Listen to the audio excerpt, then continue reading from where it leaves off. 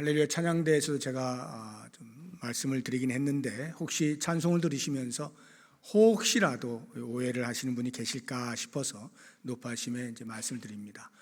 아리랑 노래가 들려왔잖아요. 그래서 아리랑 저는 이 노래 들으면 그냥 가슴이 뭉클하거든요. 우리 한국 사람들은 보통 아리랑 노래 워낙 많이 들어가지고 한국 사람의 정서하고 딱 맞는 그러한 가락이 아닌가 싶은데 이게 교회에서 불러도 되는 건가 혹시 이런 분들이 계실까 봐 제가 좀 말씀을 드립니다. 흔치는 않은 일입니다만은 이 아리랑 이 가락이요 얼마나 사람의 감성에 이렇게 호소를 하는 그러한 가락인지 우리나라 사람이 아닌 미국 사람이 이 아리랑 노래를 듣고 너무 가락이 좋아서 거기에다가 그 찬송가 가사를 붙여가지고 그 교단에서 쓰는 찬송가에 수록을 했습니다. 우리 지금 찬송가 이렇게 600몇 장 이렇게 수록이 되어 있는 것처럼 그 교단에서 이 아리랑 곡을 이제 가사를 붙여가지고 찬송가로 수록을 한 일이 있어요. 우리 현재 이 찬송가에도 외국의 민요, 그 나라 사람들이 오랫동안 불렀던 그런 곡들 가운데에서 가사를 이렇게 우리 신앙의 고백을 붙여가지고 부르는 노래들이 있습니다. 그런 것처럼 이게 어떤 불경한 그러한 일이 아니라는 것을 여러분들이 좀 이해를 하시라 하는 것입니다. 그렇다고 뭐 무분별하게 세상의 곡을 아무거나 막 갖다가 붙여서 가사만 바꿔서 하면 되느냐 그런 건 아닙니다. 상당히 정교하게 검증이 되어야 하고 하는 것인데 이 아리랑은 그러한 역사가 있다 하는 것을 여러분들이 이해하시고 아마 생소하게 들으셔서 어떤 분들이 혹시라도 시험에 들까 봐 제가 걱정이 돼서 이렇게 말씀을 드리니까 아무 문제 없으니까요. 가사를 생각하시면서 은혜를 이제 나누셨으면 됐다 하는 생각이 듭니다. 오늘 어버이 주일인데요. 이제 말씀을 묵상하다가 디모데전서 5장 4절 말씀을 이제 택하였습니다. 신약 성경에 그 서신서 사도 바울이 편지를 쓴 것들이 많이 있는데 그 가운데에서 목회 서신으로 분류가 되고 있는 세 권이 있어요. 디모데전서, 디모데후서, 디도서 이 세 권이 목회 서신입니다. 디모데전서와 디모데후서는 에베소에서 목회하고 있는 디모데에게 편지한 거고요. 디도서는 그레데에서 목회하고 있는 디도에게 편지한 내용입니다. 그 편지의 목적은 전부 목양을 하고 있는 그들에게 힘을 실어주는 거예요. 그래서 목회 지침서와 같은 그러한 내용인데요. 이 디모데전서 5장 4절 우리가 읽은 이 말씀을 보면 그렇게 목양 지침 가운데 하나인 신앙 공동체 안에 과부를 어떻게 대할 것이냐 하는 문제에 대하여서 사도 바울이 디모데에게 권면을 하는 내용이 오늘 말씀입니다. 우리가 읽지는 않았는데 3절에 보면 참 과부를 존대하라 이렇게 나오거든요. 3절 보세요. 참 과부인 과부를 존대하라. 말이 좀 이상하죠. 참 과부인 과부를 존대하라. 참 과부가 있고 거짓 과부가 있나 이렇게 생각하실지 모르겠는데 여기 참 과부라고 하는 것은요. 과부는 남편과 사별을 하여서 혼자 된 여자를 이제 과부라고 하잖아요. 그 당시에 참 과부라고 하면요, 기본적으로 어떤 조건이 있는데 60 이상이 되신 분으로서 누군가 돌볼 사람이 없는 자녀나 손자나 가족이 없는 사람, 그리고 공동체 안에서 선행을 베풀고 공동체를 위하여 늘 기도하는 사람, 이러한 사람을 과부 명부에 올려서 이 사람은 우리 교회 공동체가 돌봐야 된다 이렇게 하는 겁니다. 왜냐하면 당시에 그 돌볼 사람이 없는 과부의 포지션이라고 하는 것이 사회적 지위는 경제적으로 아무도 도움을 주지 못합니다. 그러니까 누군가 돕지 아니하면 안 되는 상황에 있는 사람이에요. 그래서 그것을 신앙 공동체 안에서 그런 사람이 있을 때 공동체가 돌보게 되는 것이죠. 그러면 이 참 과부 아닌 과부도 있다는 말인데 아까 제가 말씀드린 거기에 해당되지 않는 과부들이죠. 그러니까 돌볼 가족이 있는 과부의 경우에는 참 과부로 보지 않는 것입니다. 그것이 오늘 우리가 읽은 이 5장 4절 말씀이에요. 다시 한번 보시죠. 만일 어떤 과부에게 자녀나 손자들이 있거든 이건 참 과부가 아닙니다. 그들로 먼저 자기 집에서 효를 행하여 부모에게 보답하기를 배우게 하라. 이것이 하나님 앞에 받으실 만한 것이니라 해서 사도 바울이 디모데에게 이렇게 권면하는 거예요. 그래서 이 짧은 한 절의 말씀 속에 효가 무엇인지, 성경이 가르치는 효가 무엇인지 원리가 몇 가지 들어있어요. 그래서 오늘 어버이주를 맞이해서 제가 이 안에 담겨있는 효의 원리들 한 3가지 정도로 나누어서 여러분들과 함께 상고해보고 우리의 부모에 대한 우리의 삶을 점검하는 그런 시간으로 갖기를 원합니다. 첫 번째 원리는 효는 모든 것에 우선한다는 것이 첫 번째 원리입니다. 4절을 다시 한번 보시게 되면요, 만일 어떤 과부에게 자녀나 손자들이 있거든 그들로 먼저 자기 집에서 효를 행하여, 이렇게 돼 있죠. 그들로 먼저 할 때 여기 그들은 자녀나 손자를 말하는 거예요. 과부의 자녀나 손자, 그들로 먼저라고 할 때 이 먼저가 갖는 의미가 2가지가 있어요. 하나는 모든 사람에 우선하여라고 하는 말이고, 또 다른 하나는 모든 것에 우선하여입니다. 모든 사람에 우선한다는 말은 그 과부를 돌볼 만한 사람들이 여럿이 있는데 그 가운데에서 1순위가 그 과부의 자녀라는 말입니다. 그래서 부모 공경의 1순위는 자녀 또는 손자, 가족이 된다는 의미이고요. 모든 것에 우선하여라고 하는 말은 그 자녀가 부모님 공경하는 것만으로 살지 않잖아요. 자기의 직업도 있고 해야 될 일들이 많이 있지 않습니까? 그 많은 일들 가운데에서 그 무엇보다 우선하여서 부모 공경을 해야 한다 하는 말이에요. 에베소서 6장 2절을 보시면 이렇게 말씀합니다. 내 아버지와 어머니를 공경하라. 이것은 약속이 있는 첫 계명이다 해서, 이 말씀에 우리가 보통 이해하고 있는 것이 10계명 가운데 1계명에서 4계명까지는 하나님과의 관계 속에서 우리가 지켜야 할 계명이고, 5계명에서 10계명부터는 사람과 사람 사이에서 우리가 지켜야 할 계명인데, 그 사람 사이에 지켜야 할 계명의 첫 번째가 이 부모 공경, 5번째 계명이거든요. 그런 의미에서 약속이 있는 첫 계명이라 이렇게 우리가 보통 이해를 합니다. 그게 맞는 말이고요. 근데 그보다 더 본질적으로 중요한 것이 있어요. 여기 첫이라고 하는 것은 처음, 이렇게 순서를 말하는 것도 있지만 가장 중요한 이런 의미가 있어요. 가장 중요한 계명이다. 다시 말하면 인간이 인간 사회 속에 살아가는 많은 일들이 있는데 그 가운데에서 으뜸으로 가장 중요하게 여겨야 되는 것이 부모 공경이다, 이런 말이에요. 그래서 이 말씀을 우리가 이제 묵상을 해볼 때 나에게 적용을 해야 되잖아요. 이 말씀을 적용을 해볼 때 부모가 계시면은 그 부모 밑에 자녀들이 있단 말이죠. 여럿이 있잖아요. 뭐 요즘은 하나 이렇게 낳고 말지만 그래도 보통 이제 2셋 이렇게 있는데, 그 자녀들이 여럿 있을 때 부모를 공경함에 있어서 너, 나 할 것 없이 서로 먼저 부모를 공경하도록 노력을 하는 것, 이것이 중요합니다. 그 반대의 경우를 생각해 보세요. 서로 미루는 거예요. 야, 네가 서로 미루면 보기에 참 흉하죠. 추합니다. 아, 형님이 장남이니까 장남이 좀 모시세요. 장남은 야, 어디 장남만 모시라는 법이 어디냐 하고 서로 이렇게 떠밀면 그 모습을 보는 사람들 참 보기 흉한 거예요. 오히려 적극적으로 서로 모시려고 애를 쓰는 모습이 아름다운 것이죠. 그것은 어떤 경쟁을 말하는 것이 아니라 선의에 부모 공경의 으뜸을 위하여서 서로 먼저 하려고 하는 노력을 보이는 것이 좋다 하는 것이고요. 여러 가지 사람이 사는 동안에 얼마나 많은 일들이 있어요. 많은 일들이 있어요. 그 일들 가운데에서 그 바쁘다는 것을 핑계 삼아서 부모 공경하기를 뒷전으로 삼으면 그것도 역시 좋지 않은 거예요. 오히려 사회에서는요, 그 부모가 홀로 계실 수 없는 상황에 이르렀을 때 자녀가 만약 돌보지 아니하고 소홀히 여기면요, 그것을 죄로 여겨요. 그 죄의 이름이 부작위의 죄예요. 해야 하는데 하지 않는 거죠. 어린 갓난 아이를 부모가 당연히 돌봐야 되잖아요. 아니면 죽으니까요. 그런데 방치해 두잖아요. 그러면 죄예요. 부작위의 죄를 짓는 거예요.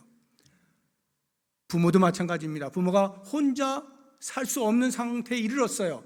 그런데 그냥 방치해둬요. 그러면 그 자녀에게 부작위의 죄가 적용이 됩니다. 그 정도로 부모 공경이라고 하는 것은 그 무엇에 우선 해야 한다 하는 것을 알 수가 있는 것이죠. 두 번째 원리를 보게 되어지면 효는 부모에게 보답하는 행위가 됩니다. 효는 부모에게 보답하는 행위예요. 다시 한번 4절을 보시기 바랍니다. 만일 어떤 과부에게 자녀나 손자들이 있거든 그들로 먼저 자기 집에서 효를 행하여 그 다음 보시면 부모에게 보답하기를 배우게 하라. 사도 바울이 목회를 하고 있는 디모데에게 이렇게 권면하는 거예요. 야 디모데야, 너 교회 성도들에게 부모에게 보답하기를 배우도록 가르쳐라, 이렇게 말하는 거예요. 그래서 오늘 말씀의 제목이 부모에게 보답하기를 배우라 돼 있잖아요. 제가 사도 바울의 가르침을 따라서 저도 여러분들에게 가르치는 거예요. 부모에게 보답하기를 배우십시오. 부모에게 보답하는 것이 마땅합니다. 목회자의 사명 중 하나가 이거예요. 성도들 가운데에서 부모를 두고 있는 성도들이 부모에게 효를 다하도록 가르치는 것, 목회자의 사명 가운데 하나인 겁니다. 이거는 가르치지 않아도 당연한 거잖아요. 누구나 다 아는 거예요. 그런데도 불구하고 왜 바울이 가르치라고 말을 할까요? 그것은 안 하는 사람이 있기 때문에 그런 거죠. 당연한 것인데 당연하게 하지 않는 사람이 있기 때문이에요. 그래서 혹시라도 나는 몰랐어요 라고 하는 말 하지 않게 하기 위해서라도, 또는 알고는 있는데 깜빡 할까 봐 수시로 계속해서 가르쳐야 된다는 거예요. 부모에게 보답하십시오. 부모에게 보답하십시오. 이거를 가르쳐야 하는 것입니다. 그러면 보답이 뭐냐? 영어로 하면 repayment예요. repay, pay를 다시 하다, 되갚다 이런 말이에요. 되갚다라고 하는 말입니다. 마치 빚을 진 사람이 빚을 갚아야 하는 것처럼 말이죠. 부모로부터 받은 사랑과 은혜에 대하여 부모에게 다시 갚아야 한다는 말이에요. 그런데 빚과 보답에는 큰 차이가 있어요. 빚이라고 하는 것은 갚으면 끝나요. 제가 100만 원을 빌렸어요. 그러면 제가 돈이 있을 때 100만 원을 다시 갚으면 그것으로 끝나는 겁니다. 더 이상의 관계가 없어요. 끝. 그런데 보답, 부모님에게 보답하는 것은요, 끝이 없어요. 왜 끝이 없느냐? 부모님이 자녀에게 끝없이 사랑과 은혜를 베푸시기 때문에 그렇습니다. 오늘 새벽 기도의 본문이 다윗과 압살롬의 그 대치 장면이었거든요. 압살롬이 다윗의 아들이잖아요. 그런데 다윗 왕, 그 왕권을 반역을 통해서 쟁취를 하고자 하는 겁니다. 이 아들이. 그래서 다윗이 도망을 간 거예요. 도망가는 다윗을 완전히 소탕하기 위해서 압살롬이 군대를 일으켜가지고 쫓아옵니다. 그래서 전쟁이 붙었어요. 다윗이 출정하는 장수들에게 부탁하는 거예요. 여러분, 압살롬을 만나거든 제발 너그러이 대해 주십시오. 제발 너그러이 대해 주십시오. 다시 말하면 죽이지 말아 주세요. 이렇게 얘기하는 거예요.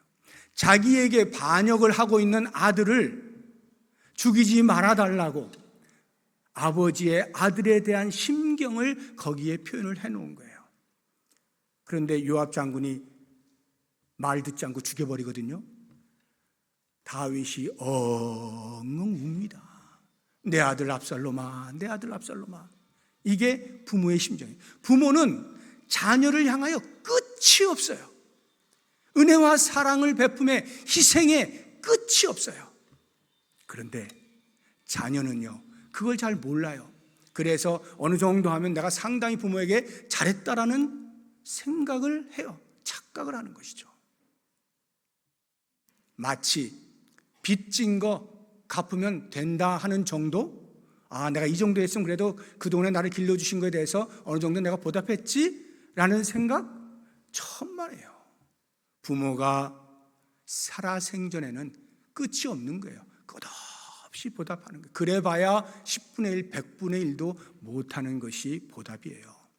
그러므로 자녀된 자들은 반드시 부모에 대하여 이렇게 보답을 해야 되는데, 그러면 어떻게 보답하느냐? 보답을 어떻게 하는 겁니까? 할 때에 상황에 따라서 그 부모와 자녀의 관계에 따라서 조금씩 차이는 있겠습니다만 큰 틀에서는 별 차이 없어요. 대동소이해요. 제가 몇 가지 예를 들어볼게요. 신앙의 부모인 경우에 자녀에게 요청하는 바가 있을 거예요. 얘들아, 제발 예수 잘 믿어라. 예수 잘 믿어라. 오늘 일부 예배 때 새로 등록하신 분이 계시는데 그분과 제가 상담하니까 그렇더라고요. 엄마가 예수 잘 믿으라고 하도 권면해서 어렸을 때 다니다가 커가지고 스스로의 의지에서 안 나오다가 다시 요즘 또 엄마가 그렇게 간곡히 부탁을 해서 나오게 되었다고. 여러분, 이러한 간절한 부모의 가르침에 순종하는 것, 이게 보답이에요. 부모의 가르침을 따라 살아내는 것, 이게 보답입니다. 물론 신앙의 부모 같으면 당연히 그런 말 하겠지만 신앙의 부모가 아니라 할지라도 자녀가 잘 되기를 원하잖아요. 그 가운데 하나는 성품적으로 모나지 아니하고 다른 사람들과 잘 어울려 살 수 있는 그러한 도덕적인 성품을 갖기를 원하겠죠. 그렇게 가르칠 거 아니에요. 거짓말하지 말아라 등등 이렇게 가르칠 때 그 말씀에 따라서 살아내는 것이 부모에게 보답하는 길이에요. 그래서 지금 여기 계신 분들은 거의 지금 학생이 없으니까요. 다 성장하신 그런 분들이 부모를 두고 자녀의 입장에서 보게 되어지면 부모의 마음이 자녀를 향하여 이런 것도 있을 거예요. 너 사회생활 하는데 다른 사람들과 부닥치지 말고 모나지 말고 욕먹지 말고 사회 구성원으로 건강하게 좀 잘 살아다오. 이것은 경제적인 걸 포함해서 모든 면에서 그렇게 한 사회의 구성원으로 건강하게 살아다오 하는 염원이 있겠죠. 그런 것에 따라서 자녀가 사회의 구성원으로서 부족함 없이 살아내는 것, 이것이 부모에게 보답을 하는 거예요.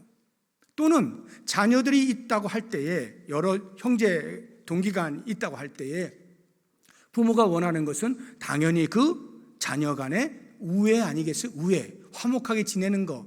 그런데 내가 부모에게는 아주 효를 잘하는 것 같은데 정작 동기간에 다투고 미워한다면 그게 진짜 효일까요?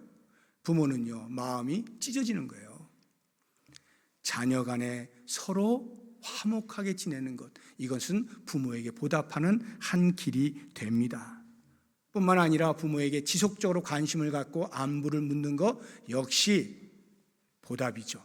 물론 한 집안에서 같이 사시는 경우에는 날마다 얼굴을 뵈니까 날마다 이렇게 뵈면서 인사를 하면 되겠습니다만, 그렇지 않은 경우에는 어떻게 우리가 안부를 묻겠어요? 전화잖아요. 전화를 해서 안부를 여쭙는 거죠. 지속적인 관심을 보이는 거예요. 전화해봐야 딱히 별 말 없어요. 저도 하고 있습니다만, 저 어머니 아직 살아계셔서 제가 전화를 드리고 있습니다만 딱히 별 말 없어요. 그런데도 전화 안 하면 서운해하셔요. 별 말 없거든요. 늘 전화해서 그냥 하시는 말씀 들어주고 네 그렇죠 하고, 이게 부모에게 보답하는 거예요. 제가 어떻게 해서든지 노력을 해서 매일 하려고 애를 쓰는데도 불구하고 이 불효한 자식이 매일 못해요. 제가 이렇게 대충 보니까 한 이틀에 한 번 정도 하는 것 같은데 참 그게 그렇게 힘들어요. 매일 할 수 있거든요. 좀 더 노력하면. 제가 해보려고 합니다. 앞으로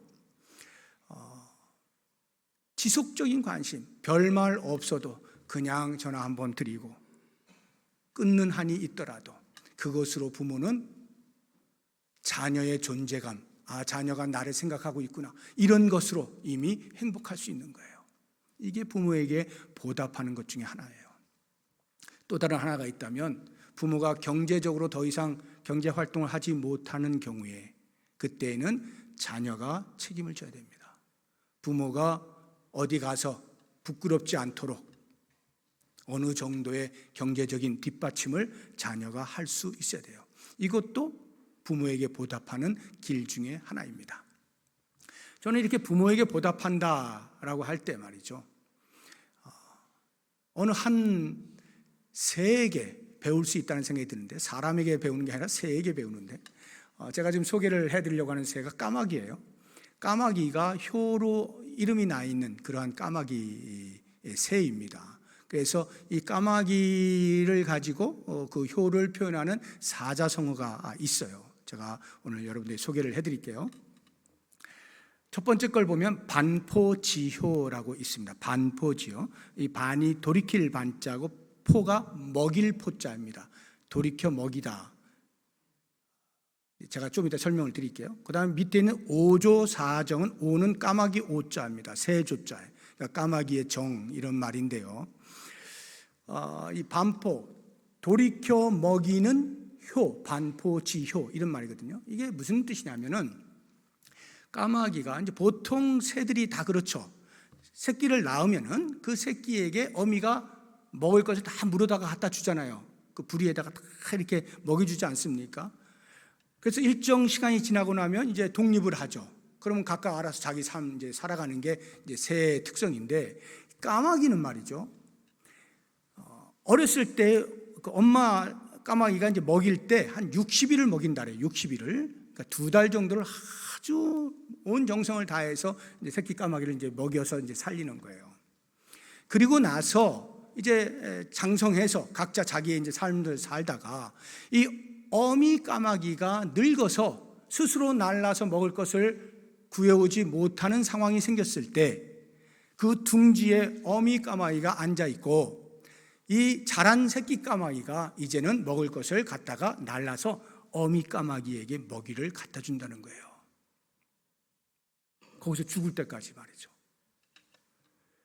저는 이 모습을 보면서 바로 이제 거기에 착안하여서 이 사자성어가 2개가 나왔거든요. 반포지효라고 하는 거, 오조사정이라고 하는 이러한 그 사자성어가 나올 만큼 까마귀가 효를 다한다 하는 것인데, 우리는 적어도 미물보다 나은 존재여야 하지 않겠습니까?